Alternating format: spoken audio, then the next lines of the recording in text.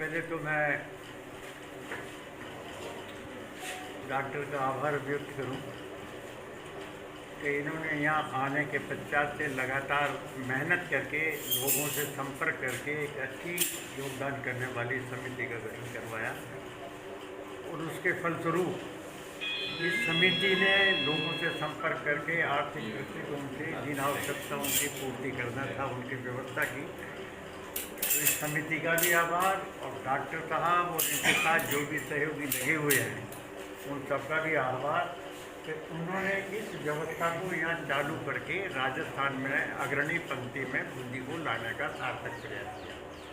और मैं विश्वास दिलाता हूँ कि आयुर्वेद के विस्तार के लिए राजस्थान सरकार पूर्ण जागरूक और सजग है।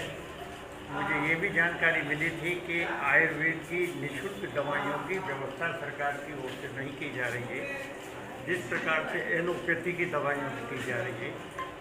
तो मैं इस बात का भी प्रयास करके राजस्थान सरकार का ध्यान आकर्षित करवाऊंगा कि जब एलोपैथी की निश्चित दवाएं निःशुल्क दी जाती है तो आयुर्वेद की भी कुछ निश्चित दवाइयाँ निःशुल्क दी जाने की सरकार को व्यवस्था करना चाहिए। निरोगी राजस्थान में इन सब बातों को प्राथमिकता देना चाहिए। मुझे इस बात की भी खुशी है कि बूंदी जिले का आयुर्वेद के दृष्टिकोण से चयन करने में सरकार अपनी महत्वपूर्ण भागीदारी निभा रही है।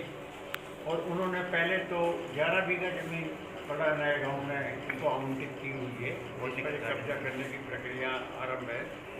5 बीघा सेंट्रल एक्सीलेंसी के हिसाब से एक आयुर्वेद का बड़ा स्वरूप के लिए व्यवस्था करने के लिए नेशनल हाईवे पे ज़मीन देने की 5 बीघा ज़मीन देने की आदेश आए हैं। उसकी प्रक्रिया जिला कलेक्टर के यहाँ से आरंभ कर दी है। और यही नहीं, पूरी 60 बीघा का भी एक नया प्रोजेक्ट 60 बीघा का भी एक नया प्रोजेक्ट आया है। तो केरल की तर्ज पे हाँ, वो एक व्यापक व्यवस्था और उसी प्रकार के ये पंचकर्मा भी उसी में होगा। पंचकर्मा वाला का एक व्यापक व्यवस्था करने के लिए राजस्थान में अनेक मामलों में सबसे पहला चयन बूंदी का किया गया है। ये जमीन की तलाश आयुर्वेद विभाग को है, कब तक जमीन मिल जाएगी, कहाँ मिलने की? ये मैंने कल ही एसडीओ से बात की है। एसडीओ कल आएंगे तो 5 बीघा जमीन वाला है तो जल्दी हो जाएगा। 11 बीघा जमीन पे कब्जा करने में इनकी व्यवस्थाएं आड़े आ रही है। ये उस व्यवस्था में लगी हुई हैं ताकि कब्जा करके उसको कंप्यूटर मॉनिटरिंग करवा ले।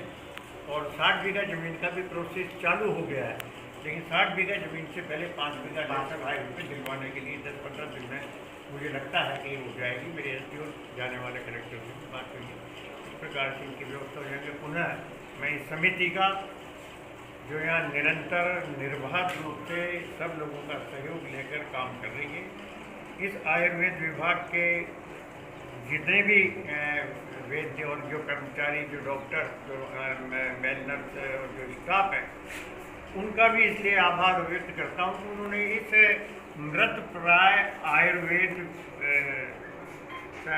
इसको अस्पताल को एक नया स्वरूप देकर के वापस जो अपने पूर्व के पुराने कार्यकाल में जो चल रहा था उस स्वरूप से भी आगे बढ़ाने का इन्होंने प्रयास किया। इसके लिए मैं सारे स्टाफ का भी आभार। करीब 50 वर्ष बाद आज मुझे आयुर्वेदिक चिकित्सालय में आने का सौभाग्य प्राप्त हुआ। बचपन में नियमित आता है। यहाँ आके मुझे बहुत ही अच्छा लगा। यहाँ के जो चिकित्सकगण हैं, यहाँ का जो स्टाफ है, वो एक समर्पित भाव से काम कर रहा है और मैं समझता हूँ उनकी भावना, उनकी मेहनत और ईश्वर की कृपा उनको सफल बनाएगी। और जो एक सोच है कि चलो प्रकृति की ओर, इस मूल उद्देश्य के साथ हम भी इस अभियान को और गति देंगे।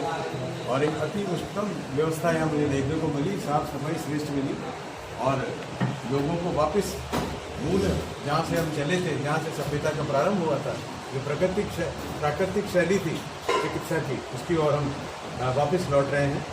और मैं समझता हूँ डॉक्टर कुशवाहा और उनकी पूरी टीम बहुत अच्छा काम कर रही है। और हम वाकई जो पूरे विश्व में एक माहौल बन रहा है कि चलो प्रकृति की ओर, प्रकृति से दूर जो मानव हो गया था आज वापस प्रकृति की ओर लौट रहा है। एक उसके अंदर बूंदी का आयुर्वेद विभाग की टीम एक मील का पत्थर साबित होगी। और हम सब मिलके जिस कल्पना को, गांधी जी की जिस कल्पना को साकार करने में यहाँ के चिकित्सक डॉक्टर कुशवाहा